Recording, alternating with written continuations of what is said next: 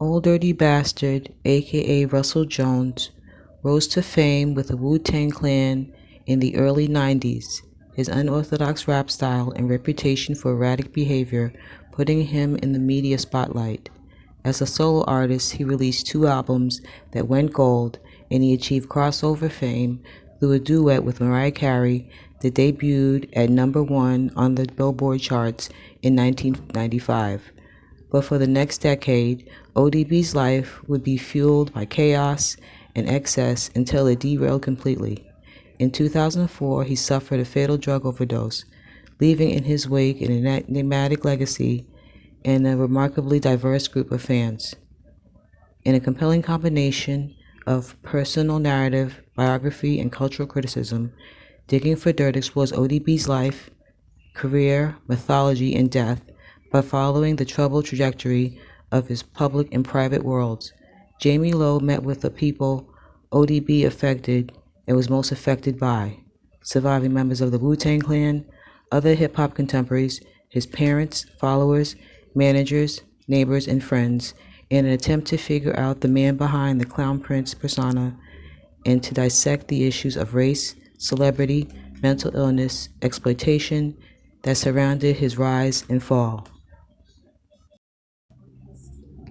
Chapter 1: The Best Speech Sean Colvin Never Gave, 1998.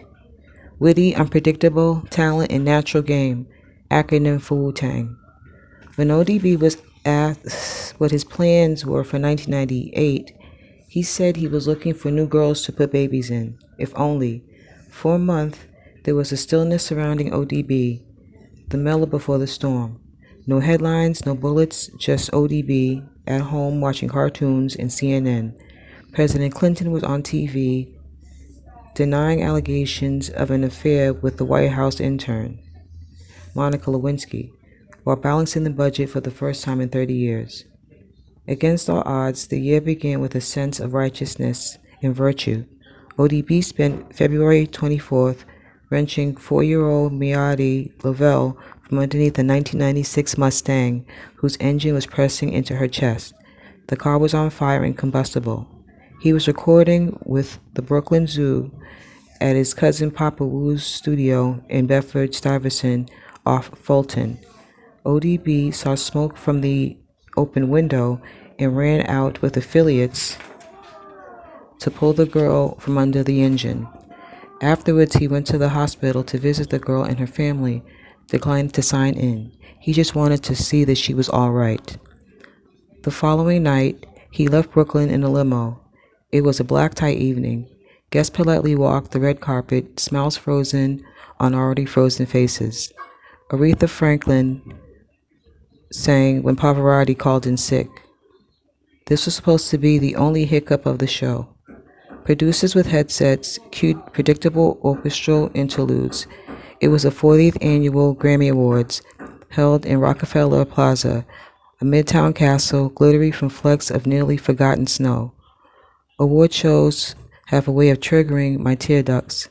I can't watch without a sense of cheesy awe and enlightenment. My investment in who wins amazes me sometimes, as does the feeling of being slighted when my favorites inevitably lose.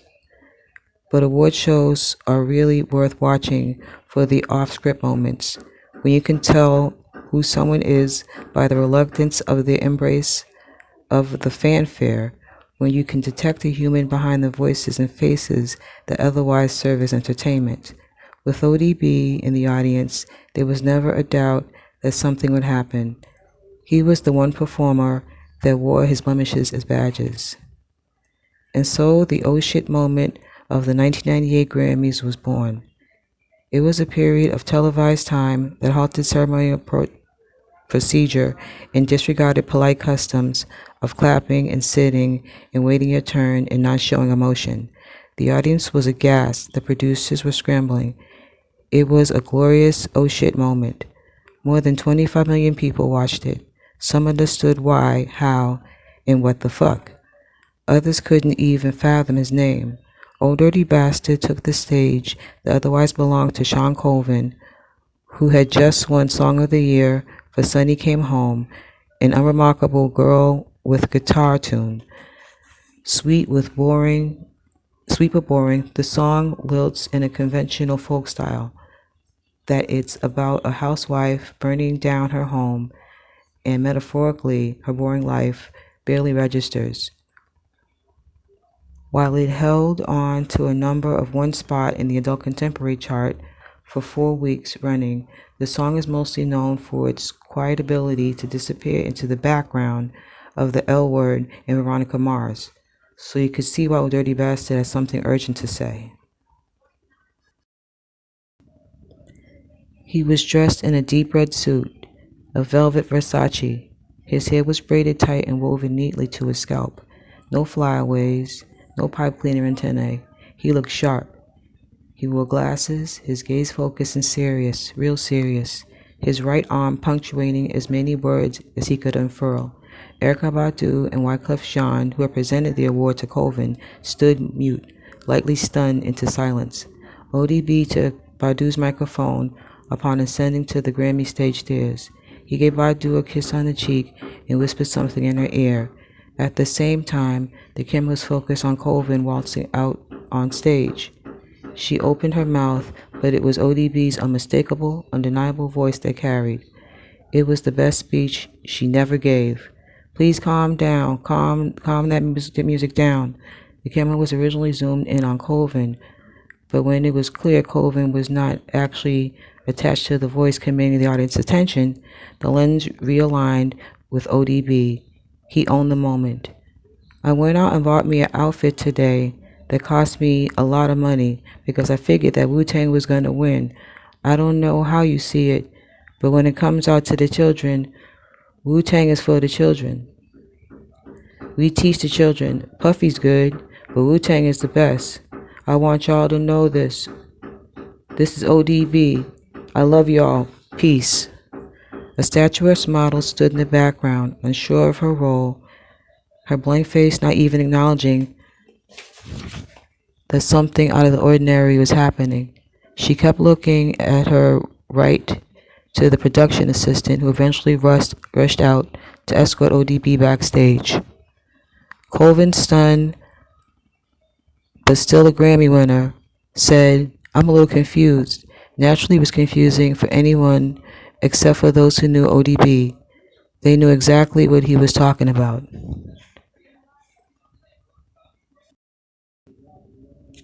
As ODB explained later, that he was pissed that the rap awards weren't presented during the main ceremony. They were given out earlier at a ceremony held somewhere else in front of a different, smaller audience. In 1998, the only way Grammys recognized rap was if it were Will Smith, and this was 2 decades after the birth of hip-hop. Smith won Best Rap Solo Performance that year for Getting Jiggy with it, and explained in a post-awards press conference, "Getting jiggy with it, like the next level of cool. It's cool to the eighth power. Some people are fly, some people are kind hot, but when you are the jiggiest, when you exude, I can't even do this damn shit. Jiggy? I'm sorry. When you exude jigginess, it's the acme of cool. To anyone who knows the Wu-Tang and the 9-volume definition of cool or whatever, jiggy is just nauseating. Thank you. The foundation of the Wu-Tang is in lore, the urban mythology, its appropriation to Kung Fu, chess, Buddhism, Islam, Bible studies, cartoons, cosmics, Staten Island, anything that they came across was woven into an intricate web of culture and identification in a constructed community that bordered on cult. They made themselves a world when the projects didn't provide, and they sold that world to this other world, a primarily suburban one, in rhymes. And here were the Grammys saying, "Fuck you to hip-hop," to ghetto black boys who were aggressively creative. Wu-Tang wasn't just rhymes, not ever. It was a collage of culture, recontextualized and reimagined into a wholly new fantastic universe. Wu-Tang was into fantasy, but they weren't into jiggy. Wu-Tang would never employ the word so seriously deaf to street semantics. I'm gonna stop there, and I'm gonna come back and finish up this chapter. Thank you for listening. Please like, share, and subscribe as we go through this wonderful book I'm reading called Digging for Dirt, The Life and Death of Old Dirty Bastard by Jamie Lowe. Thank you. Oh, here I go. Deep type flow. Jacques Cousteau can never get this low. I'm cherry bombing. Shh. Boom. Just warming up a little bit. Vroom, vroom. Rapping in is what's happening. Keep the party snapping in. Hands clapping in. At the party wanna roll my body. Gotta get up and be somebody. Grab the microphone with strength to the bone. Dun, dun, dun. Enter the Wu-Tang zone. Yo, the stuff, tough, gonna give the pup buff, rough, kicking rhymes of Jim Kelly or Alex Haley. I'm a man, Peter really ride, Herman Raw styles, hardcore. Niggas be coming to the hip hop store, coming to borrow a beat from me, wanted to be a hip hop MC. The law, in order to enter the Wu-Tang, you must bring the old dirty bastard type swing. Represent RZA, Abbott, Jizza, Shaquan, inspect the deck. Dirty hole getting low with his flow. Introducing the go.